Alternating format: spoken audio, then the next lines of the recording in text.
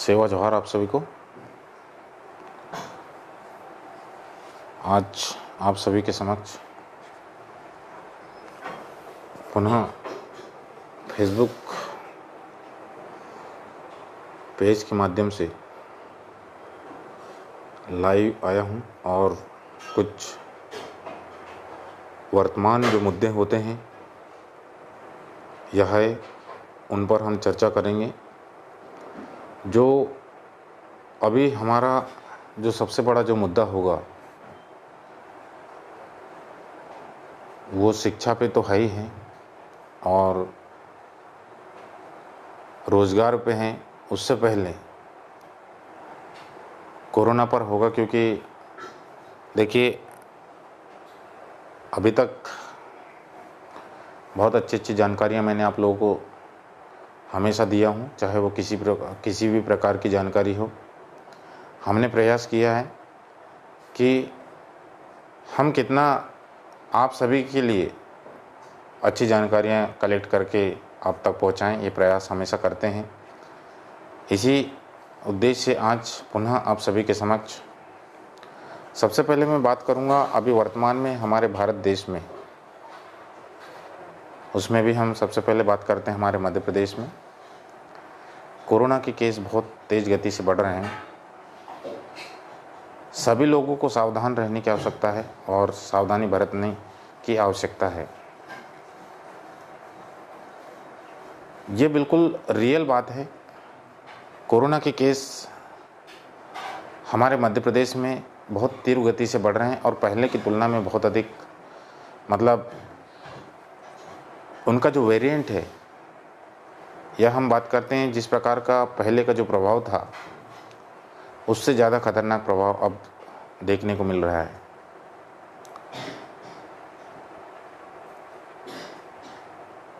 Corona के case तो बढ़ ही रहे हैं और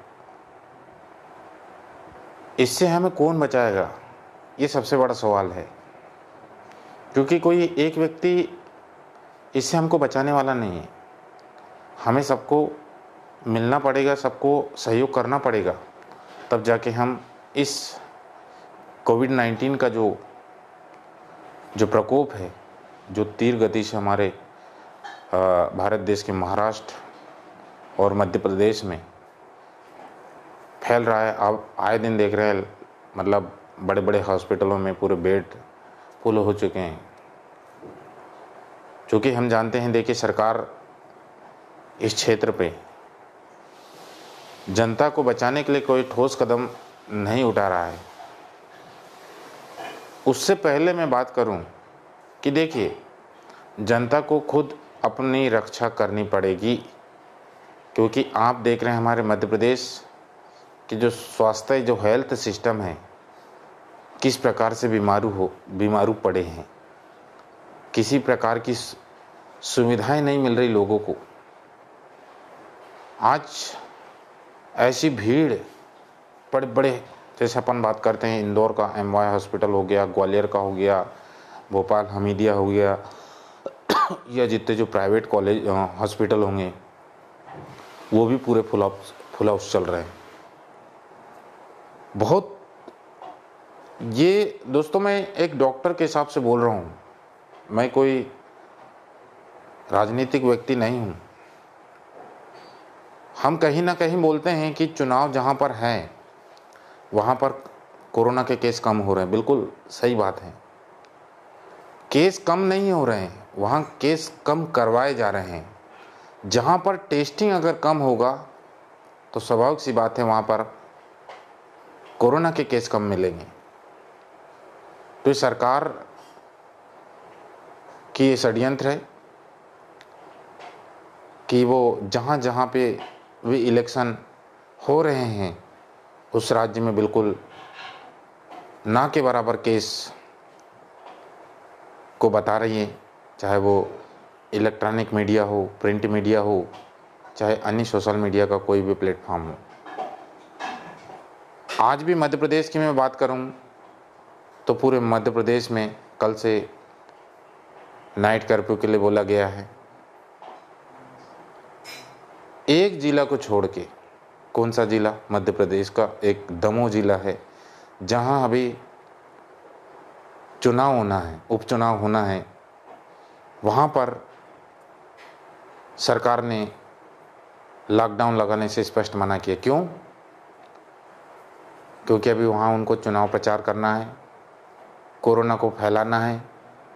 चुनाव जीतने के बाद फिर से केस बढ़ा देंगे ताकि लोग उनसे, नेता लोगों से, सरकार से रोजगार की मांग भी ना कर सके।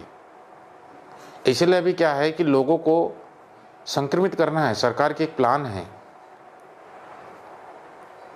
तो वो तो आगे की समस्या है। मैं अभी, अब आप सभी जितने भी लोग मुझे सोशल मीडिया में देख रहे हैं, मैं उन सभी से अनुरोध करना चाहता हूं कि हमें सबसे पहले अपने को बचाना है, अपने परिवार को बचाना है। क्योंकि इतने महंगे महंगे मतलब जो मेडिसिन्स है इसमें लग रहे हैं, और सरकारी जो हॉस्पिटल है उनमें ये सुविधाएं नहीं है। और यदि धोखे से उपलब्ध भी है तो जिनको मिलना चाहिए उनको नहीं मिलेगा। अब हम बात करते हैं कि क्यों ना हम इन दवाइयों के उपयोग तक पहुँचे ही ना। हमें सबसे पहले प्रयास करना पड़ेगा। आज देखिए, एक छोटा सा अगर मास्क, आप काम को करिए, कोई दिक्कत नहीं है, आपको घर में नहीं रहना है।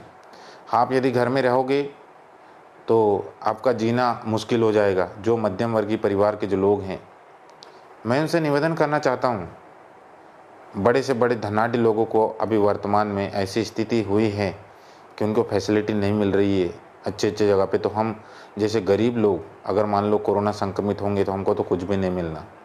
तो इसीलिए आप कोई भी कार्यों को कीजिए, लेकिन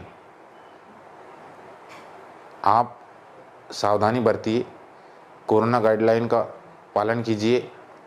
ये बुरा नहीं मानना, ये सभी के लिए है, सभी के लिए, ये आम जनता के लिए भी है, सरकार के लिए भी है। लेकिन सरकार कुछ पालन वालन नहीं करती हैं, वो गरीबों के लिए हमेशा नियम बनाती हैं। ये जितने जो गाइडलाइन हैं ये सब गरीबों के लिए। अभी आप लोगों ने देखा होगा कि हमारे भारत देश के गृह मंत्री अमित शाह जी जहाँ जहाँ चुनाव किए, आज सोशल मीडिया में हर जगह देख सकते हैं, आप फेसबुक में देख सकते हैं, ट्विटर में देख सकते हैं, टीवी चैनलों में देख सकते हैं, उन्होंने मास्क नहीं पहना। लेकिन अभी कल या परसों की बात है, आपने देखा कि इंदौर में एक ऑटो वाले, जो गरीब, जो ऑटो चला के बेचारे घर चलाते हैं, रोजी रोटी चलती है, उनको उनके छोटे से बच्चे के समक्ष पीटा गया, बहुत बेरहमी से पीटा गया है। तो अभी ये जो लॉकडाउन लग रहा है ना, तो इसमें गरीब लोग शिकार होंगे, गरीबों को लूटा जाएगा। ये सरकार की षड्यंत्र है, ये तानाशाही पद्धति, प्रोसेस अपना के कहीं ना कहीं उनको प्रताड़ित किया जाएगा और उनको लूटा जाएगा। इसलिए आप लोग जहाँ पे भी निकले मास्क जरूर लगाएं, जहाँ पे भी जाएं मास्क जरूर पहने। क्योंकि पुलिस की लाठियाँ हमेशा गरीब लोगों के ऊपर ही उठती है, कोई नेता लोगों के ऊपर चूंचा नहीं कर सकते ये लोग, क्योंकि उन लोगों के गुलाम हैं ये लोग, उनको कुछ नहीं कर सकते हैं। केवल गरीबों के लिए ही इनकी लाठियाँ उठती हैं। इंदौर की घटना वास्तव में मैं उनकी निंदा करता हूं इस सोशल मीडिया के माध्यम से। कितना सरकार ने पुलिस को सुरक्षा व्यवस्था के लिए बनाया गया है, मारने ठोकने के लिए नहीं बनाया है। जो दंड देना है वो सुप्रीम कोर्ट न्यायपालिका का कार्य है। आप लोगों का कार्य केवल सुरक्षा व्यवस्था को मेंटेन करना है। लेकिन हमारे देश की जो प्रशासन है ये भी पूरी तरह से बिक चुकी है। ये भी अपने नेता लोग अपने आका के इशारे पर कार्य कर रहे हैं, किसको मारना है, किसको पीटना है, किसको जेल में डालना है, किसका एफआईआर कराना है। ये सब लोग अब नेता लोगों के इशारे पे कर रहे हैं, इनका खुद का विवेक कुछ नहीं होता।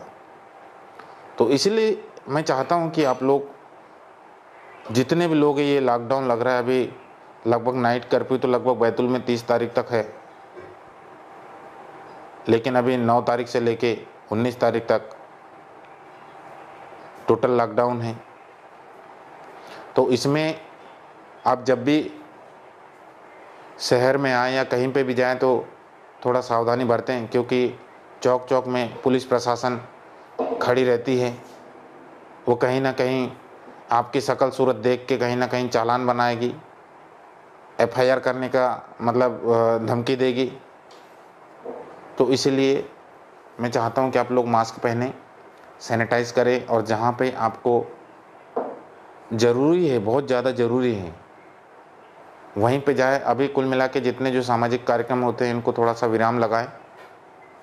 अब आप ये ना सोचें कि राजा भाई आज ये चीज़ क्यों बोल रहे हैं। मैं इसलिए बोल रहा हूँ क्योंकि यदि आप कोरोना संक्रमित होते हैं तो क्या होता है कि अभी एक सप्ताह से हमने बैतूल में देखा है कि डेथ रेट बिल्कुल बहुत ज़्यादा बढ़ गई है। पहले कोरोना से कम डेथें होती थी, लेकिन अभी हमने एक सप्ताह में देखा कि बहुत ज़्यादा मतलब देखने को मिल रहा है। और संक्रमण की दर तो हमारे बैतूल में भयंकर तीव्र गति से बढ़ रहा है। अपने जो बच्चे लोग रहते हैं जो ऐसे बिल्कुल बेवजह ऐसे घूमते रहते हैं मार्केटों में, उनको भी थोड़ा पालक होने के नाते आप लोग कंट्रोल करें, उनसे जानकारी ले, कहाँ जा रहा है, क्या करने जा रहा है, कितने लोगों से मिल रहा है। क्योंकि क्या होता है, जो हमारे घर के जो बुजुर्ग लोग रहते हैं, इनकी प्रतिरक्षा तंत्र वैसे कमज़ोर रहती है, इम्यूनिटी सिस्टम इनका कमज़ोर रहता है। तो अगर मान लो आपके बाल बच्चे कहीं गए होंगे, किसी से मिले होंगे, हो सकता है धोखे से कोई कोरोना संक्रमित से मिले होंगे, तो ये अगर आपके घर तक आएंगे तो बीमारी को साथ में लेकर आएंगे और सबको परोसने का काम करेंगे। तो सबसे ज़्यादा नुकसानदायक इनके लिए साबित होगा ये, जो बुज़ुर्ग है, हमारे जो माता पिता है, जिनकी एज लगभग 40 से ऊपर हो, 45 से ऊपर हो, जिनको अगर पहले से आपको मालूम होना चाहिए शुगर की प्रॉब्लम हो, या हम बात करते हैं ब्लड प्रेशर से रिलेटेड कोई प्रॉब्लम हो, अस्थमेटिक पेशेंट हो, ऐसे बहुत सारे मतलब जो बीमारियां हैं जो पहले से हैं, इनको सबसे पहले वो शिकार बना रही है। तो हमें जब मैं कोरोना में काम कर रहा था तो उस समय मैंने एक लाइव के माध्यम से भी बोला था, आप लोग जब मुझे सुने होंगे, तो कॉन्टैक्ट ट्रेसिंग इसको बोलते हैं। कॉन्टैक्ट ट्रेसिंग का मतलब होता है कि अभी वर्तमान में कोरोना केस बहुत बढ़ रहे हैं, तो आप जहाँ पे भी जाए, अगर आपकी मेमोरी अच्छी हो तो अच्छी बात है, नहीं तो ऐसा लगता है कि आप किसी बीमार व्यक्ति या सर्दी खांसी बुखार ऐसे जिनको पहले से है, अगर आप मिले हो तो कम से कम ऐसी जानकारी ज़रूर रखें। इसको कॉन्टैक्ट ट्रेसिंग बोलते हैं। आप कहाँ गए, कितने लोगों से मिल रहे हैं, ये जानकारी रखना बहुत ज़रूरी है। हम इसके माध्यम से कोरोना की चेन को अपन तोड़ सकते हैं। हमें पता तो चल जाएगा, इसके माध्यम से हम लोगों को बचा सकते हैं। तो हमें प्रयास करना चाहिए कि हमें खुद की सुरक्षा खुद करनी चाहिए। शासन प्रशासन आपकी जिम्मेदारी नहीं ले सकता। और स्वाभाविक सी बात है, ये अगर हमको बचना है तो पहले उसकी सुरक्षा हमको खुद को करनी पड़ेगी। यहाँ सरकार कुछ नहीं करेगी, वो तो अपना सुरक्षा देख रही है। अपना सुरक्षा कैसे देख रही है? अभी देख रहे हैं इतने कोरोना केस बढ़ रहे तो भी तो चुनाव प्रचार कर रही कि नहीं कर रही है। अभी मध्य प्रदेश में देखिए कि स्पष्ट लिखा है उस निर्देश में, उस जो आदेश निकला है मध्य प्रदेश सरकार के माध्यम से, उन्होंने स्पष्ट निर्देश दिया कि दमोह को छोड़ के बाकी सब जगह लॉकडाउन लगाया जाएगा। क्यों बोला है? क्योंकि आपको पता होना चाहिए अब उनको वहाँ जीतना है। उसके बाद पब्लिक मरे या जिंदा रहे, उनसे कोई लेना देना नहीं है।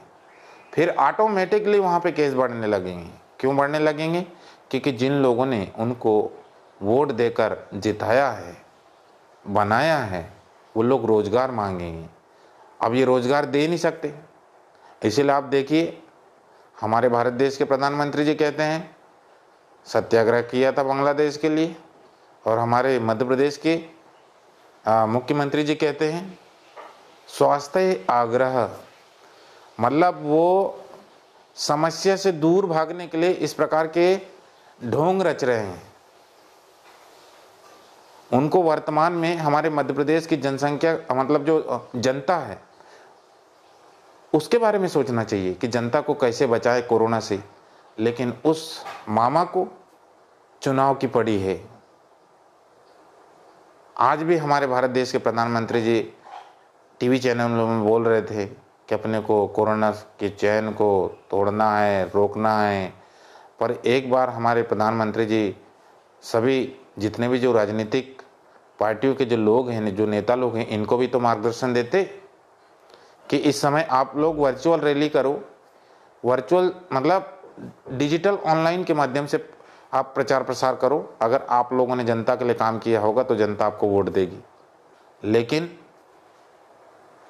वही बात है ना, पिछले साल से कोरोना वायरस के रूप में मैं भी था और हमारे बहुत सारे साथी लोग, चाहे वो पुलिस विभाग हो, स्वास्थ्य विभाग हो, नगर पालिका विभाग हो या कोई भी विभाग हो, जो इसको बचाने के लिए, कोरोना से बचाने के लिए, इसको रोकने के लिए बहुत प्रयास किया। लेकिन सरकार ने चुनाव करा करा के फिर से कोरोना ला दिया। अब फिर से जनता को अपील कर रही है कि घर में रहो, बाहर मत निकलो। तो ये सभी चीज़ें क्या है, जनता के लिए बनी है, क्या नेता लोगों के लिए नहीं बनी है? अच्छी बात है, जनता घर के अंदर रह सकती है, लेकिन जनता को उतने दिन का पूरा खाना पीना दीजिए। और रही बात ये कोरोना, तो ठीक है, इस कोरोना काल में हमारे भारत देश के जो राष्ट्र निर्माता है, मतलब मैं बात कर रहा हूँ स्टूडेंट की, इनकी जिंदगी तो ऐसी तबाह कर दिया है ना मध्य प्रदेश सरकार ने, मैं बता नहीं सकता। पूरे भारत देश में जहां जहां चुनाव हो रहे हैं, सोशल डिस्टेंस की धज्जियां उड़ रही है, वहां पर लोगों को कोरोना नहीं होगा। जहां पर बच्चे एक एक बेंच में बैठते हैं, उनको कोरोना होगा। अब बताइए कि इस विपरीत परिस्थिति में सरकार को प्रयास करना चाहिए कि हमारे भारत देश के जो राष्ट्र निर्माता है, इनके लिए हम बेहतर से बेहतर कैसे करें।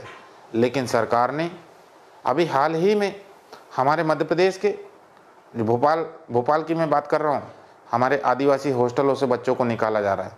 तत्काल ऑर्डर निकाल दिया है कि बच्चों को बाहर करो।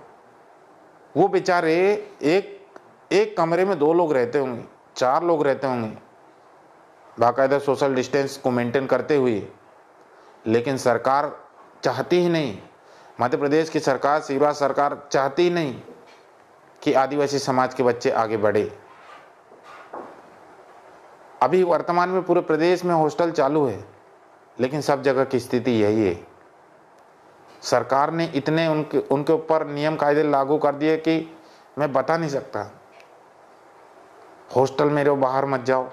लेकिन अब क्या है कि हॉस्टल में भी लोग पढ़ाई करने लग गए, तो हॉस्टल ही बंद करवा दो। अरे कोरोना क्या पढ़ाई करने वाले को ही पहचानता है क्या? बाकी नेता लोगों को नहीं पहचानता? कोई अधिकारी लोगों को नहीं पहचानता क्या? केवल बच्चों को ही वो सबसे ज़्यादा पहचानता है। और मुझे लगता है कि कोरोना ने युवा पीढ़ी जो स्टूडेंट है, उन्हीं को मारने का प्लान बनाया होगा। शायद इसलिए केंद्र सरकार और जितनी भी जो राज्य सरकारें हैं, और स्पेशली हमारे जो मध्य प्रदेश सरकार है, इसने तो पूरी भजिया बना के रखा एजुकेशन सिस्टम की। और इनके जो चाटुकार लोग हैं, इनके जो गुलाम लोग हैं, कभी मुंह नहीं खोल सकते इनके लिए। अब मैं क्या कर सकता हूँ? अब देखिए, बहुत सारे जो लोग हैं हमारे, इतने सारे जो नेता लोग बने हैं, क्षेत्र के नेता लोग बने, लेकिन कभी इन लोगों ने मुंह से कुछ निकाला नहीं बच्चों के लिए, बेरोजगारों के लिए कभी इन्होंने बात नहीं रखा। लेकिन कोरोना की ज्ञान हर कोई दे रहा है। अरे हर कोई चमचा भी ज्ञान दे रहा है भैया, कोरोना का ज्ञान। जिनको ABCD नहीं मालूम कोरोना के बारे में, वो भी कोरोना का ज्ञान दे रहा है यार। अब बताइए, ऐसे अंधभक्त बने पड़े हैं कि मैं बता ही नहीं सकता कि मुंह में पता नहीं मुंह सुई धागा से सील दिया होगा लोगों ने, राजनीतिक पार्टी वालों ने, सवाल करना चाहिए। अब यही तो है, आज अभी एक निर्देश आया, अभी हमारे भारत देश के लिए जो देश सेवा करने के लिए जो लोग युवा लोग तैयार करते हैं, मतलब जो तैयारी करते हैं, जो देश सेवा करते हैं, जैसे आर्मी की बात हो गई, सीआरपीएफ, बीएसएफ वगैरह, इनके 1 लाख से ज़्यादा पोस्ट खाली किए जाएंगे, मतलब ख़त्म कर दिए जाएंगे। अब धीरे धीरे मुझे ऐसा लगता है कि चुनाव के समय ये लोग, ये नेता लोग बहुत ढोंग करते हैं। बिहार चुनाव में अभी जब चुनाव हो रहा था, चुनाव के समय तो वहाँ पर वैक्सीन फ्री दिया जाएगा करके बहुत हमारे भारत देश के प्रधानमंत्री जी और जितने भी जो मंत्रीगण हैं, मुख्यमंत्री या और भी जो मंत्रीगण हैं, ये लोग सब अपने अपनी दे रहे थे मिला के। और क्या हुआ जीतने के बाद? अभी क्या चल रहा है? पूरा वैक्सीनेशन का कार्य आधा प्राइवेट हॉस्पिटलों को दे दिया है। जितनी जो मेडिसिन्स वगैरह सब चीज़ें हैं, जांचें, सब प्राइवेट हॉस्पिटल को दे दिया है। मतलब कुल मिला के हमारे भारत देश की जो मोदी सरकार है और उससे जो जितनी भी जुड़ी सरकारें हैं, राज्य सरकारें, इनकी पूरी प्लानिंग है कि इस भारत देश को प्राइवेटाइजेशन की ओर ले जाना, मतलब बेच डालना। अब तो बाबा लोग भी बोलने लग गए। वो श्री श्री रविशंकर जी, वो बोल रहे थे एक बार अभी राजस्थान में कुछ दिन पहले कि सरकारी स्कूल में पढ़ने वाले जितने जो लोग हैं वो सब नक्सलवादी है, नक्सलाइटिस प्रकृति के होते हैं।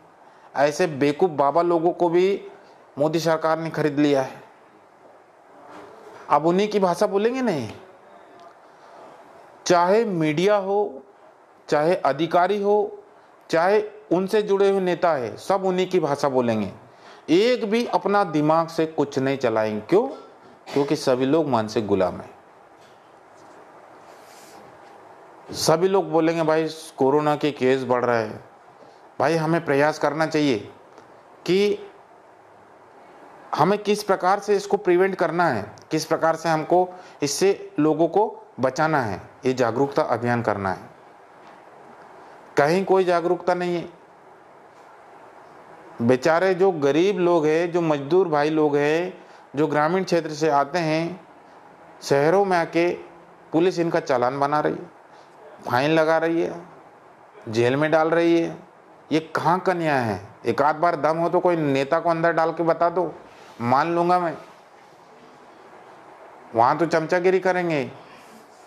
इसलिए भैया सब जितने जो लोग हैं सोशल मीडिया में जो मुझे देख रहे हैं, वो सभी लोग अपने अपने आसपास गांव, परिवार, सब लोगों को जागरूक करो। भैया कोरोना के केस रियल में बढ़ रहे हैं, सरकार जानकारी छुपा रही है, केस बहुत ज़्यादा बढ़ रहे हैं। चुनाव के समय, उपचुनाव के समय भी जब देखो, जब पहले की सरकार, जब कमलनाथ सरकार थी तो उनके सरकार को गिराने के लिए जब कमलनाथ जी बोल रहे थे कि कोरोना के केस बढ़ रहे हैं, कुछ दिन रुक जाओ, उसके बाद अपन वो करेंगे, पर शिवराज मामा नहीं माने। वो वीडियो भी है हमारे पास। ये कोरोना के नाम से नाटक मत करो कमलनाथ जी। ये कौन बोल रहे थे? हमारे मध्य प्रदेश के वर्तमान मामा जी। ये कोरोना का नाटक मत करो, कोरोना कुछ नहीं है बोले। आखिर उन्होंने बढ़ते इस कोविड-19 के केस, मतलब जो है ना, बढ़ते दौर में उन्होंने चुनाव करवा के छोड़ा, सरकार गिरा दिया। मतलब उन्हें जनता से कोई लेना देना नहीं है, खुद के स्वार्थ से लेना देना। कोई भी राजनीतिक पार्टी हो भैया, यही काम हो रहा है। राजनीतिक पार्टियां सब ऐसी है, वो चट्टे बट्टे, एक ही थाली के चट्टे बट्टे रहते हैं। लेकिन ये युवा और जनता को समझना चाहिए। अब तो लॉकडाउन अगर लगाएंगे, कहीं कुछ होगा तो सरकार से यही मांग करना चाहिए कि हमें पूरा खाना पीना दे दो भैया, सभी प्रकार की सुविधा दे दो, उसके बाद तुम लॉकडाउन लगा दो, कोई दिक्कत नहीं है। और अभी हमारे भारत देश के, अभी ये तो चुनाव की बात हो रही, चुनाव तो इस कोविड-19 के दौर में भी हो गए और होंगे। अभी वर्तमान में 18 अप्रैल को नीट पीजी का एग्ज़ाम है, जो एमबीबीएस के बाद जो एनडीएमएस के लिए जो तैयारी करते हैं उनका एग्ज़ाम है 18 अप्रैल को। अब देखते हैं वो कैसे कराते हैं। तो इसलिए सरकार से सभी लोगों को पूछना चाहिए, नहीं तो आने वाले समय में बहुत भयानक त्रासदी हो सकती गरीबी के कारण, क्योंकि बहुत सारे जो युवा लोग हैं अभी धीरे धीरे इनकी पूरी उम्र निकलती जा रही है, लेकिन मामा जी का भी एग्ज़ाम नहीं करा रहे हैं, उनका चुनाव करा रहे हो। अब सभी युवा लोगों को जागने की आवश्यकता है। अगर हम सोएंगे तो सरकार सुलाई देगी परमानेंटली। 1 साल से इस भारत देश के जो गरीब लोगों के लिए षड्यंत्र जो रच रहे हैं ना, ये सेंट्रल गवर्नमेंट चाहे स्टेट लेवल, उधर छत्तीसगढ़ गवर्नमेंट पूरे हमारे आदिवासी समाज के जो लोग हैं इनको नक्सलवाद के नाम से मार रही है, और मध्य प्रदेश के मामा जी भी यही काम कर रहे हैं। अब बताइए कि जो अपने हक अधिकारों की बात करेगा, क्या वो नक्सलवादी है? क्या वो आतंकवादी है? तो ये सरकार यही काम कर रही है। सरकार के खिलाफ जो भी बोलता है वो देशद्रोही हो जाता है। यही तो समस्या है। तो कब तक चाटुकार करेंगे यार? तो इस 1 साल में पूरी युवा की पूरी रीढ़ तोड़ के रख दी, पूरा आधार ही कमजोर कर दिया। अब हम क्या कर सकते हैं, क्या नहीं कर सकते हैं, ये बहुत ही सोचने लायक है। इसलिए भैया मैं, और जो अब जो बच्चे लोग जो नीट की तैयारी कर रहे हैं, अभी हमारे संस्थान में भी नीट में ऑनलाइन क्लासेस ही ले रहे हैं। अभी क्या होता है, ऑनलाइन तो हम ले रहे हैं, लेकिन ऑनलाइन क्लासेस क्या होता है, इमरजेंसी सॉल्यूशन है, ये परमानेंट तो है ही नहीं। तो जो जिसकी भी तैयारी कर रहे हैं, जहाँ से भी तैयारी कर रहे हैं, जिस भी शिक्षण संस्थान से ऑनलाइन तैयारी कर रहे हैं या जिस भी माध्यम से तैयारी कर रहे हैं, उन सभी लोगों को अपनी पढ़ाई जारी रखना है। नहीं तो ये लोग कभी भी एग्ज़ाम करवा देंगे फिर बाद में, और जब आप लोगों की तैयारी नहीं होगी। अब देखो सरकार ऐसे ही गेम खेलेगी आप लोगों के साथ, कभी भी डेट ला देगी, समय मिलने नहीं है। इसलिए आप जहाँ पर भी है, जिस भी माध्यम से तैयारी कर रहे हैं, आप अच्छे से तैयारी करो, नहीं तो बहुत भयानक समय आने वाला है सबके लिए। और कोरोना तो ठीक है, बहुत ज़्यादा बढ़ रहा है, सरकार जो डाटा है छुपा रही है। अपनी सुरक्षा अपने हाथ में, मास्क जरूर पहने भैया, मास्क पहनना जरूरी है। वो कोई नेता लोग नहीं पहन रहे, उससे मुझे कोई लेना देना नहीं है। हमें खुद की सुरक्षा के लिए, अपने परिवार की सुरक्षा के लिए, अपने गांव की सुरक्षा के लिए खुद को मास्क पहनना जरूरी है। मास्क इन्फेक्शन की रेट को कम कर सकती है, तो इसलिए आप जरूर मास्क पहनें और अपने कार्यों को सुचारू रूप से जारी रखें। सावधानी के साथ आप कार्यों को संपन्न करें, एकदम से बिल्कुल क्वारंटाइन ना रहे, क्योंकि इस कोरोना काल में हमने देखा है, मैं डॉक्टर के हिसाब से बोल रहा हूँ, जिसकी इम्यूनिटी जितनी अच्छी होती है वो उतना अच्छा रिकवर होता है। हमारे अंदर जो डर है कोरोना के प्रति, उसको भगाना है। और वो डर कैसे भागेगा? जब हम प्रिकॉशन रखेंगे, सावधानी रखेंगे, बाकायदा जितनी भी कोरोना गाइडलाइन से रिलेटेड जो भी बातें हैं बताई जाती है, जैसे मास्क पहनना, सैनिटाइज करना, क्राउडी क्षेत्र में जाने से बचे, सोशल डिस्टेंसिंग को मेंटेन करना, ये सभी चीज़ें आप अपना जहाँ पे भी जा रहे हैं, मार्केट जा रहे हैं, सामने वाला नहीं पहना तो उससे कोई लेना देना नहीं। अपनी सुरक्षा अपने हाथ में होना चाहिए, तब जाके हम अपने आप को बचाएंगे। और सभी लोगों को बहुत बहुत धन्यवाद कि मुझे हमेशा आप सुनते रहते हैं। और निश्चित तौर से कोई ना कोई बातें आपको अच्छी लगती होगी। और स्पेशली जो युवा पीढ़ी जो अभी पढ़ाई कर रहे हैं, प्रतियोगी परीक्षाओं की तैयारी कर रहे हैं, वो लोग किसी भी माध्यम से, ऑनलाइन प्लेटफॉर्म के माध्यम से या कोई अन्य माध्यम से भी आप पढ़ाई कर रहे हैं तो बिल्कुल पढ़ाई जारी रखें। आने वाला समय बहुत अच्छा अनुकूल होगा। अभी पूरे अपने भारत देश में प्रतिकूल समय चल रहा है और जो हमारे जो युवा साथियों के लिए तो भयंकर ही प्रतिकूल है, जो गरीब मध्यम वर्गीय परिवार के लिए तो बहुत ही प्रतिकूल है। तो हम अपने कार्यों को सुचारू रूप से करें, पर सावधानी के साथ करें। थैंक यू, आप सभी को बहुत बहुत धन्यवाद।